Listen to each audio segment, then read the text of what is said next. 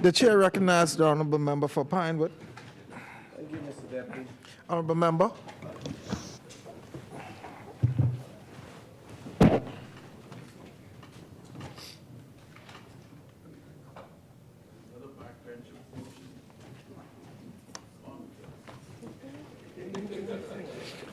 Chair recognizes Pinewood. I rise on behalf of the wonderful people of the Pinewood constituency who sent me in this place to act on their behalf and whose confidence in me I am most grateful for. Mr. Deputy, I would like to give condolences to those families who have experienced death in our community. In particular, Ms. Lorraine Morley, whose son Eric Jr. was funeralized last week Thursday, and Ms. Irma Bullard, who just barely missed her 101st birthday, but who will be funeralized on Saturday. I attended Ms. Bullard's birthday party last year, I think August, at the Paul Farquharson Center, where we had a very good time, and I remember telling her she did 100, she could do at least 4 more to vote for me again. Sadly, Mr. Deputy, may her soul and all of those rest in peace. Mr. Deputy, sometimes I wonder in this place if we are talking about the same country. We on this side, when we speak of the progress that have been made, it is my view that is always tempered. We have done, but there's a lot more work to do. East Grand Bahama, you're somewhat like me in terms of being measured. So before we get to the halfway point that you've considered us a complete failure, complete and utter, we even halfway in yet. I say tell that to those homeowners in Pinecrest or in Renaissance. Tell it to those public servants who haven't had those promotions and raises and gratuity and stuff. Tell it to those who are on minimum wage and who had an increase in their salary. Or people who are being assisted. You know, we are not perfect. We never claim to be. And our mantra is always, you know, continue to work as hard as we can on behalf of the Bahamian people. And for Nostradamus out there who is predicting doom and gloom for the PLP, all I say to you is we've won more elections than we've lost. Mr. Deputy, I raised the issue of my contribution with regards to social services. And I would like to give salutations and congratulations to the hard-working people of the Department of Social Services and the ministry who work tirelessly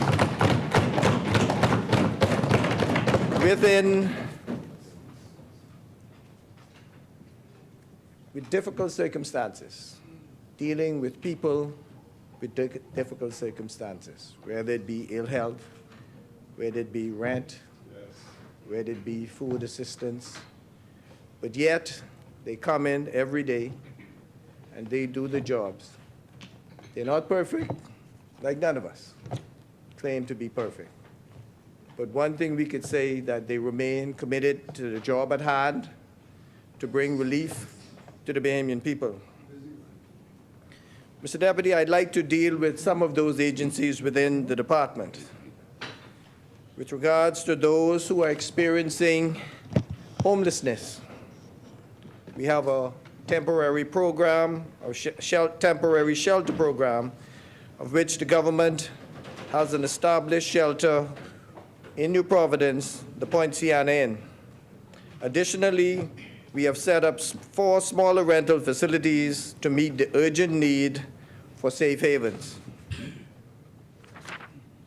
Mr. Deputy, I must candidly acknowledge, with regard to the food program, that notwithstanding the efforts that are being made, that the demand remains great, in particular in Grand Bahama.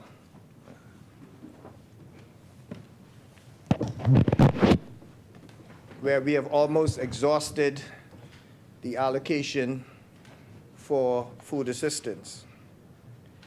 I can, however, assure those individuals that it is the position of this government that no one in our country should go without something to eat.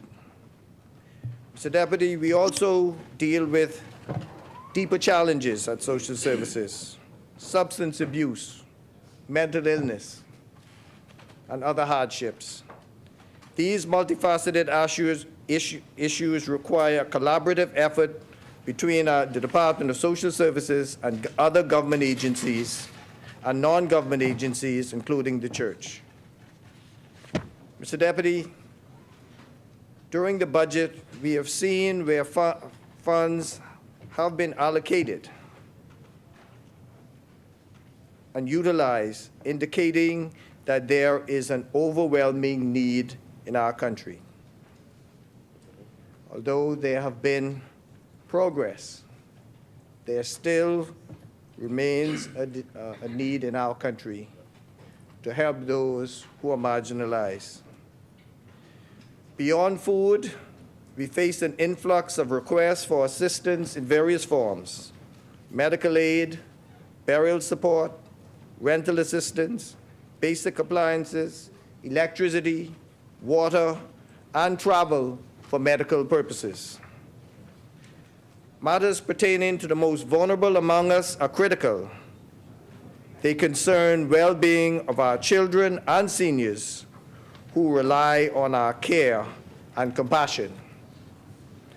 Under our remit, my remit, is the Nazareth Center that houses children from 0 to 12. We thank the Catholic Church for the management and the service they provide.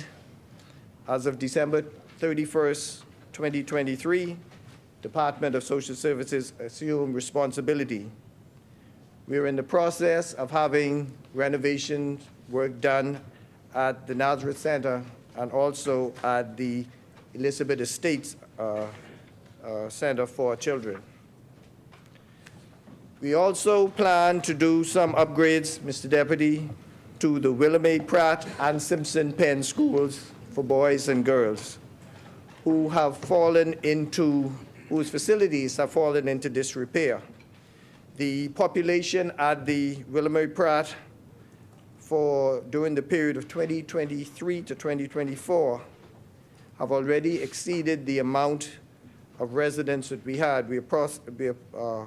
Right now, there are 42 residents at Willamette Pratt, and that was up from 20 about a year ago.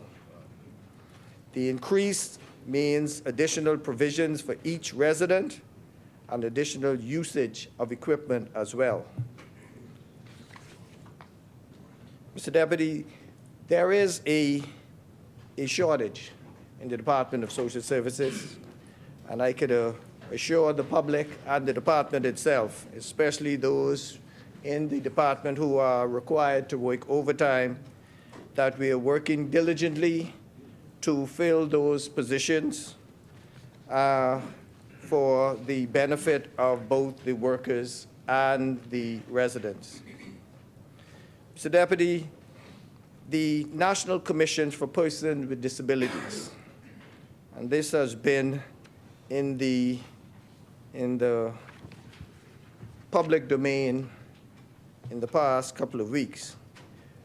I can assure the general public that the budget with regards to persons with disabilities, that the public or those members who fall under disabilities have not been any way impacted by the funds from that department, along with two other departments that were used to defray the cost of our late departed member for West Grand Bahama and Bimini and former Minister of Social Services. Mr. Deputy, during the past 8 weeks, I have had the privilege to view the various centers that fall under my remit. That would be Simpson Penn, that would be William A. Pratt, the Children Emergency Hostel, Nazareth Center, the social services on, health services on Robinson Road, on Fox Hill. And part of my visiting there is to speak to those employees there. As I said, they're doing a wonderful job working under difficult circumstances. As it relates to persons with disabilities, this ministry have taken a comprehensive approach, not only to New Providence, but also to the Family Islands, where we have visited Grand Bahama, we visited Exuma, we visited Andros. I personally went to North Andros, and just recently, we spent 3 days and 2 nights in Long Island. While Long Island, we had 2 town halls, the first in Clarencetown in the south and Sims in the north. And just hearing from those members who are affected by disabilities, who brought their loved ones out, who told us with great passion how they are being impacted, how in the past there is this perception, and we are hearing it a lot, that those residents of the Out Islands seem to feel that governments, and I use that generically, are more Nassau-centric. And it was good to see a government agency and a government minister overnighting in Long Island. We toured homes of indigent individuals. We also visited with individuals who are suffering from different disabilities. We have pledged and will provide Braille reading equipment, electronic equipment for those who are blind, canes for those who can't walk or who have problems walking, and also wheelchairs. We also explain to those individuals who are impacted of the various services that social service provide. A lot of them were unaware. The residents of Long Island were grateful for our visit, and I pledged to them, while I was there, I visited a site, a building in Deadman's Key. That will be the second location office for social services on Long Island. The first one is in the north, and I can tell you, Mr. Deputy, in driving from Gordon's in the south to Seymour's in the north, I can understand the MP for Long Island and its plea, those residents. The reality of driving for food vouchers, you can spend more than $50 in gas. It is a long drive. And so we have cabinet papers being prepared, minute papers already done for another office in South Long Island at Deadman's Key location that has been identified to make it social services more accessible in South Long Island. Mr. Deputy, the government's 52-week program, developed in consultation with the National Commission on Persons with Disabilities, have been transformative. 50 persons with disabilities participated. Alive welcomed 20 new employees, and government agencies absorbed 30 more. This great collaborative effort has resulted in another success.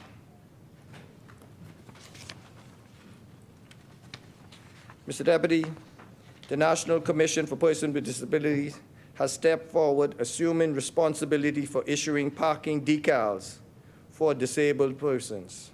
These decals, provided at no cost, empower our community members with disabilities to navigate their daily lives with dignity and with ease.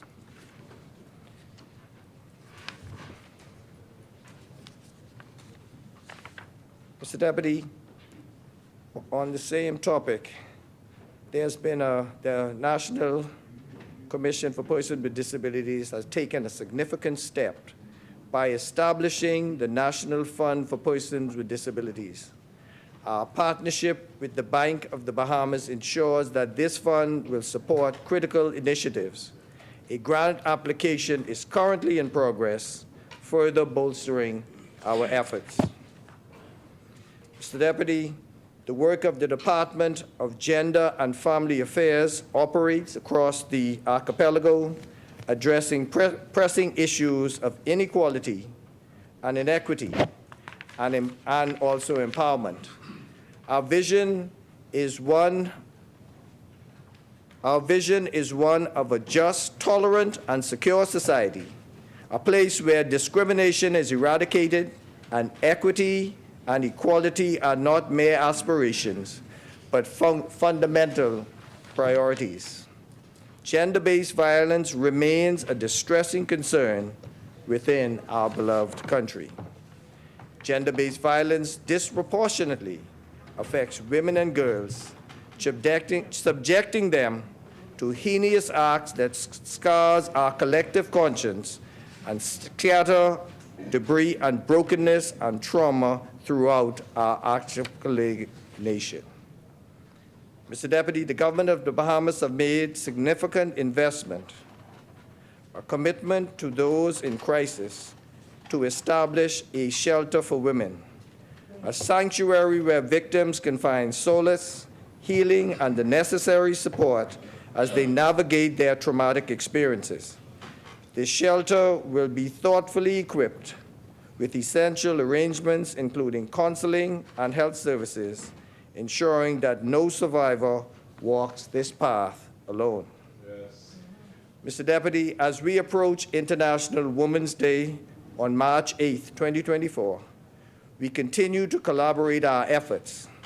The Bahamas Development Bank stands with us as we host an economic empowerment forum for aspiring entrepreneurs.